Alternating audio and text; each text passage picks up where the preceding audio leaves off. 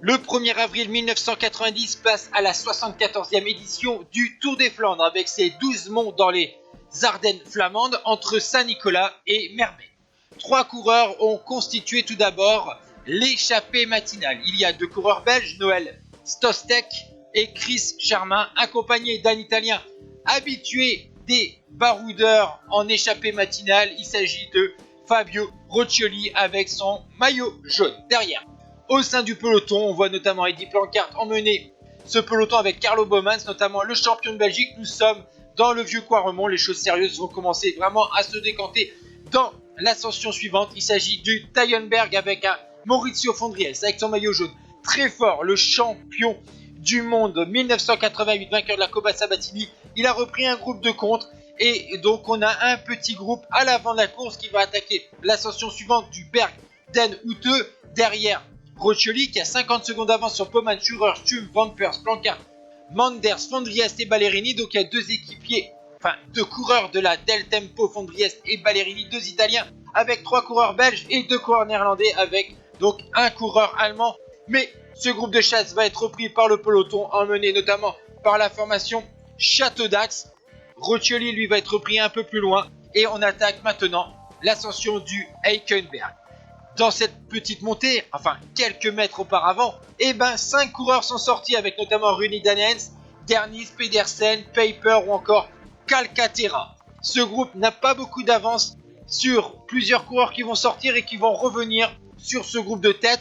On a alors environ 8 coureurs devant et derrière Laurent Fignon, le coureur français de la formation Castorama, est sorti en contre et va revenir à environ 35 km de l'arrivée sur ce groupe de tête.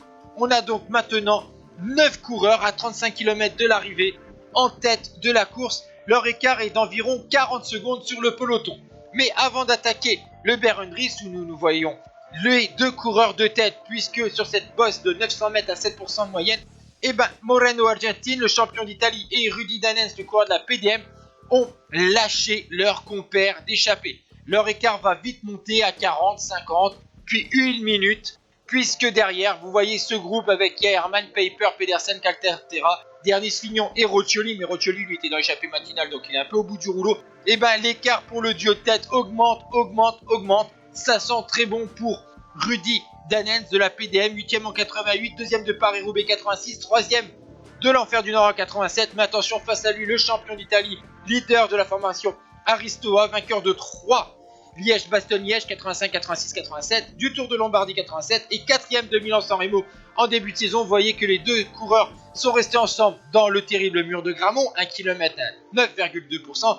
Et la dernière montée à environ 10 km de l'arrivée, le Bosberg, avec son kilomètre à 5,8% et ses pavés. Le duo tête a une avance assez conséquente, mais finalement au fur et à mesure des kilomètres, on sent que devant, on s'observe, on est un peu fatigué. Et un groupe de 5 coureurs s'est constitué en compte avec John Talen de la Panasonic, vainqueur de À travers la Belgique en 88, Carlo Boemans, le champion de Belgique, vainqueur de la 3e étape de Paris-Nice, ou encore Maurizio Fondries.